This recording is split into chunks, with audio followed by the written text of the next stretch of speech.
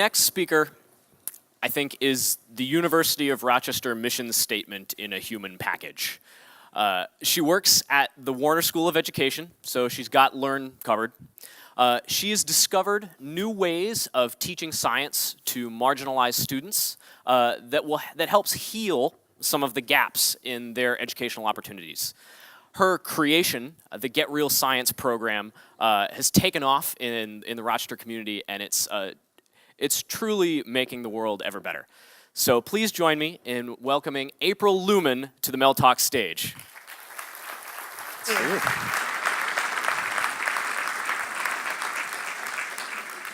Good afternoon. It's a real honor to be here today. And wow, right after Omar's talk, right, we should be in a standing ovation for another hour, I think. Hopefully some of what I want to share with you today can be seen in some of the work that he's doing.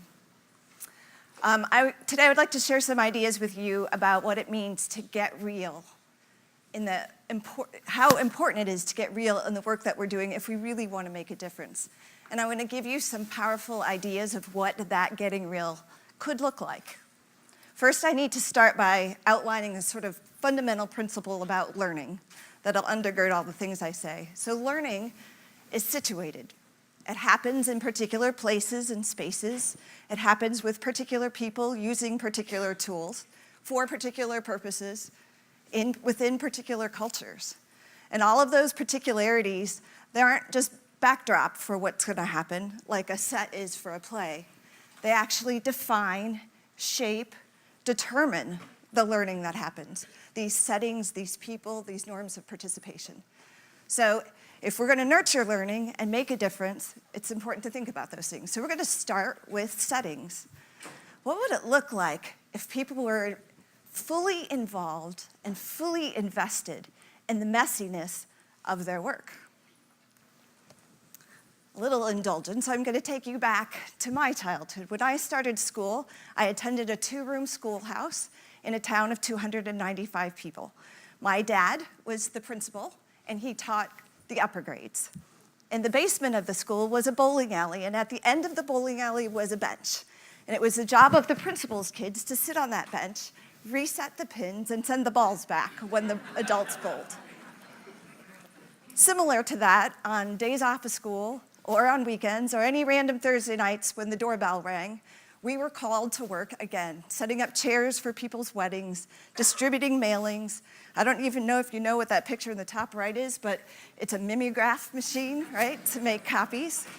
And my favorite of the tasks was on the bottom right. On New Year's Eve, we all piled in the car in our pajamas and got to go to the church up in the bell tower and pull the rope 12 times to welcome in the new year. When I was in 5th and 6th grade, I co-authored a letter.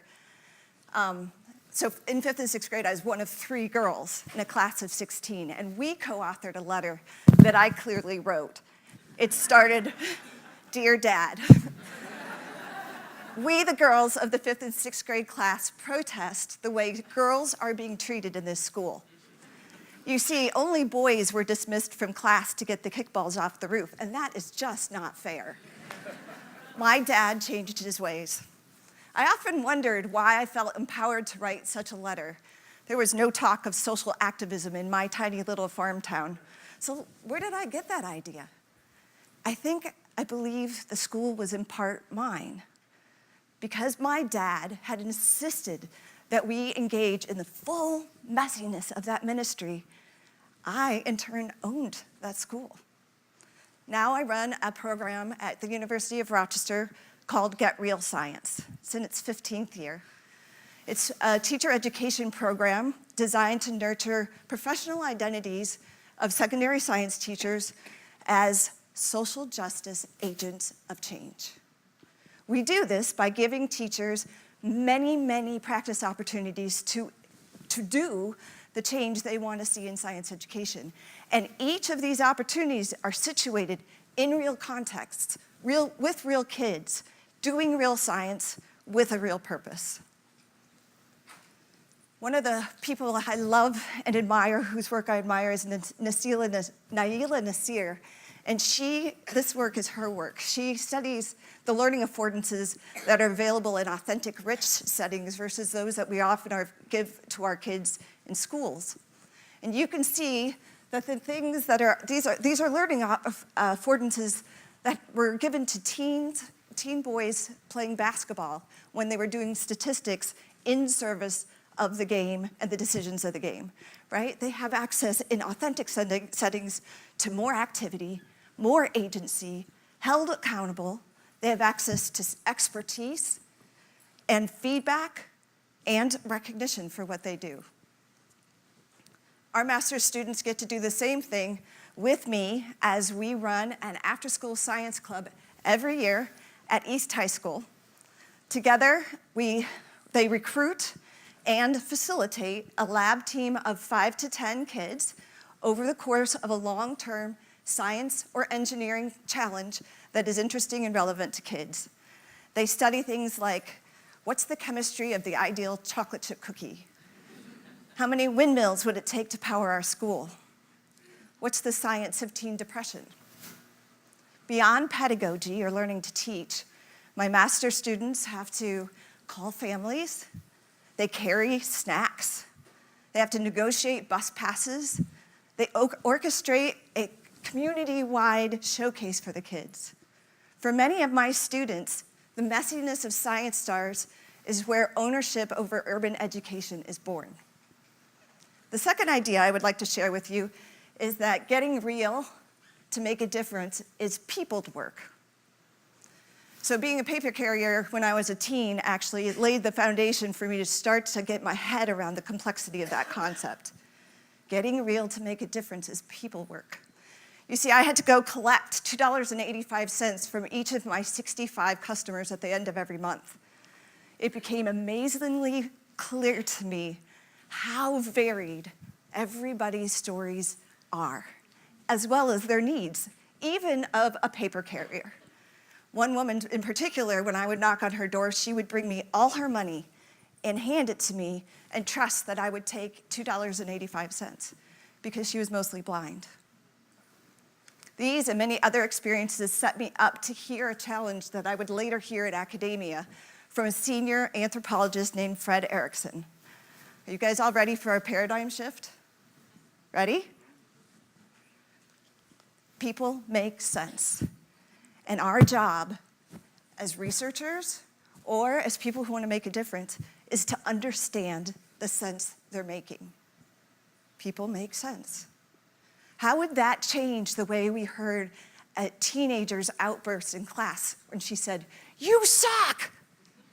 Maybe we would hear instead what she really intended to say, which is, "I am so scared I'm going to fail again, and I don't know what to do about it." Or if we pick up our car from the dealership and they've messed up our repair and gave us this amazing inconvenience, maybe we would see instead that they hired somebody who perhaps lacks some experience but needed a shot. If we start to look at the people around us as historied and cultured people who make sense, we actually have to look past what's immediately visible for us to see. We have to be able to see the power of poverty. We have to be able to see the weight of discrimination. We have to be able to see the brokenness of systems and institutions that are supposed to be looking out for those who are most in need. But getting real as people work to make a difference doesn't just involve looking at each other differently. It involves looking inward differently. Matthew Deemer from Michigan State University writes about this awful group think that is going on in our society right now called social dominance orientation.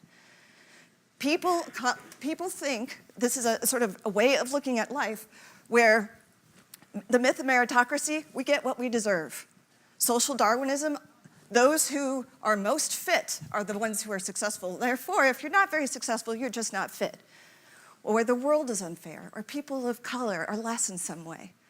All of these horrible discriminating concepts, right? And Matthew writes, something so widely learned and pervasive suggests a pattern of active unlearning for those who don't endorse this ideology. In Get Real Science, we do this active unlearning work all the time, every day, in critical self-reflections on the realities and relationships of what it means to learn and teach in urban settings. This is hard, this is personal, but this is core to what it means to make a difference in schools and in society.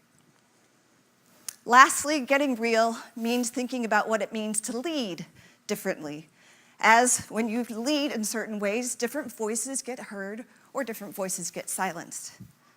In education, we're working really hard to transform classrooms into communities.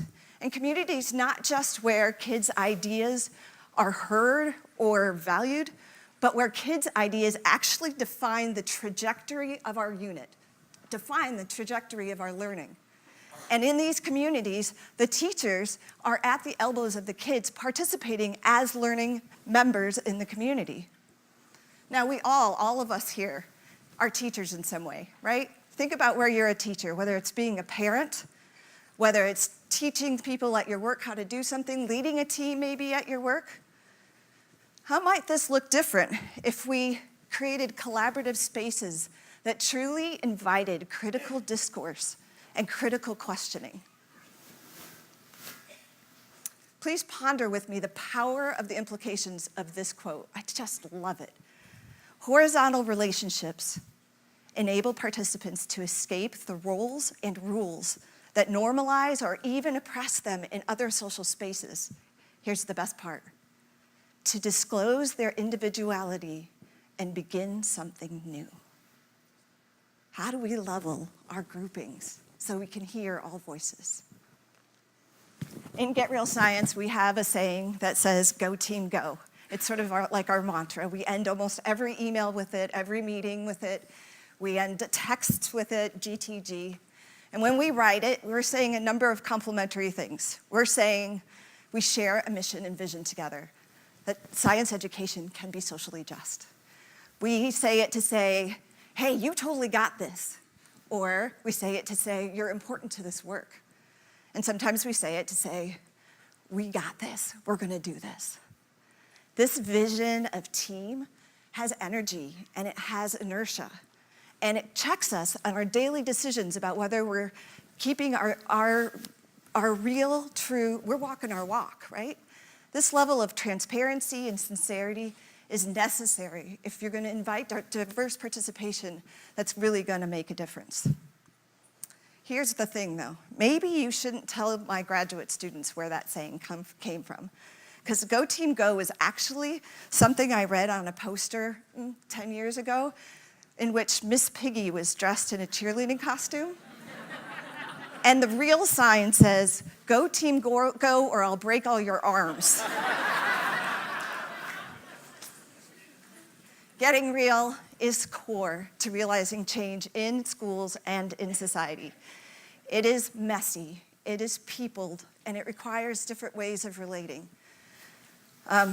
I'm going to show you a short video to end my talk, and I challenge you as you watch this video to not just see the authenticity in the work that we do in Get Real Science, but also I challenge you to see where you can do it in your own. Finally tonight, our bright spot says, get real. And that's exactly what this summer learning experience is all about.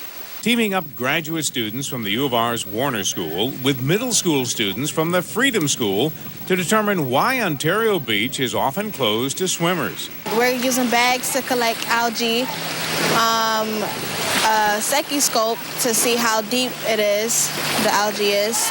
A mutual learning experience that allows learning by challenging inquiring minds. To have them more hands-on and more activity-based so that they will learn to enjoy the sciences. And enjoy it they did. Because we get to use all this technology and we get to be scientists for like a week. So it's really exciting to be out here doing what they do on a regular and using the equipment that they do, just to have the learning experience, because when you get older, you might want to do it as your career. So tonight, our Bright Spot shines on a summer opportunity for students to get real about science. I haven't really put it all together, summed it up for us. I would like to finish by just inviting you to get real with us, if you'd like. On August 26th, the Science Stars are going to show off their engineering projects about how to make green bus shelters, and external people coming in make the authentic audience makes it a really big deal. So we will be there at East High from 4:45 to 6:45. Go team, go.